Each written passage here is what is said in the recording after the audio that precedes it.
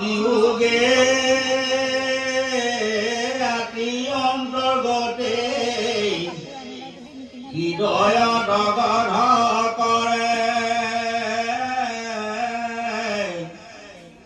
উকে মকমকি কৰান্ত ক্ৰন্দন নয়নৰ নীৰজ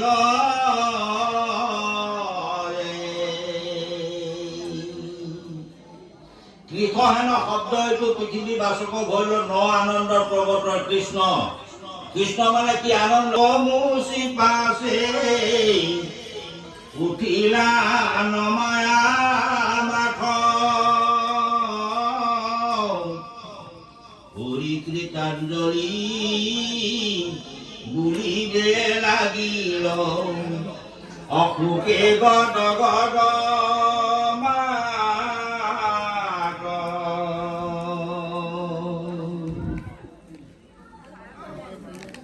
বংশ কসং হৰি এৰি ভূমি তুমি জায়গা জানিলো আমি লিখি খাব বাপ ব্যৰ্থ নকৰিলা যিহেতু জগত স্বামী।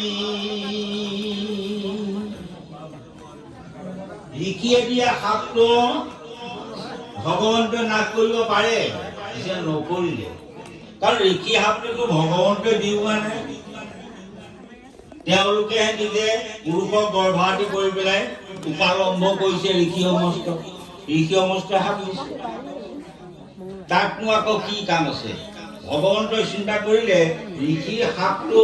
দিলে যদিও কিন্তু কামটো মোৰ হ'ব, মই নিজে নকৰিলেও হ'ব, আৰু তেওঁলোকে নিজে নিজে বিচাৰি লৈছে হ'ব। সেইকাৰণে ঋষি সাপটো তেওঁ নাকে দেখি খনে থাকিবে নপাৰো হৰি তুমি এৰি লাগ চাৰি প্ৰাণ প্ৰভু অৱশ্যে কে যায় মৰি। মানুহ যদি আনন্দ নাথাকে দুখ আহে, দুখে কি কৰিব? তুমি বিনে কইন দেখুই টুটি জগত কাপুণ্য কৰো শৰণত ধৰো অনিয়োগ মুকুল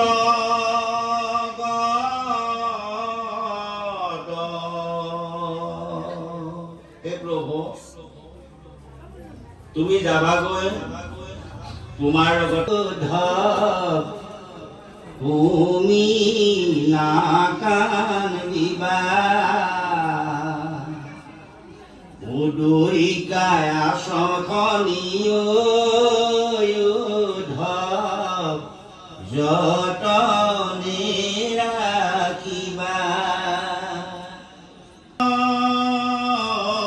পংকজ পুজিবে কত পুণ্য পায় লাগ পাপ জগন্নাথ নকৰা অনাথ ভকত তুমি ত্যাগ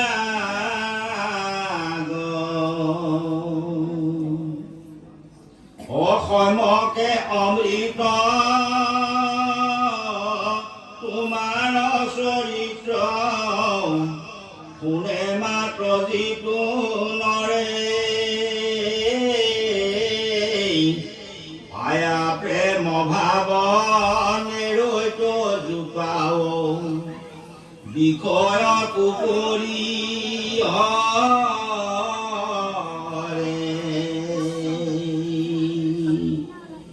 প্ৰভু তোমাৰ চৰণ সেৱা কৰা সুবিধাকণ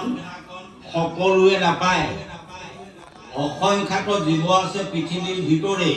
মনুষ্যহে ভজে আনে ভজিতে নপাৰে সেইটো মানুহেহে তোমাৰ চৰণত ভৰিব পাৰে গতিকে আমি যেতিয়া মানৱ দেহটো পালো ইমান এটা সুবিধা তজু পুণ্য কৰ্তব্য তেনেকুৱা যদি কেনেবা কয় সৎদেহ নহয় শিক্ষক শিক্ষকে সমানেই জ্ঞান প্ৰদান কৰে এতিয়া আমাৰ অৱস্থা হৈছে এতিয়া তেনেকুৱা কিন্তু চাব আৰব্ধ কাম ক্ৰোধ লোভ আপোন নাখন জানি কৰা পৰিহাৰ সদা সদা সেৱা কৰো আমি উমাকন দেখি ৰাখি প্ৰাণৱ প্ৰভু কিমতে বৰ্তিব স্বামী মই পিন্ধো চাৰ বস্ত্ৰ অলংকাৰ তোমাৰ উচিষ্ট খায়া দহায়া সুচিত কিনো বিপৰীত কৰিবু দুষ্টৰ মায়া অ প্ৰভু মই তুমি এৰি দিয়া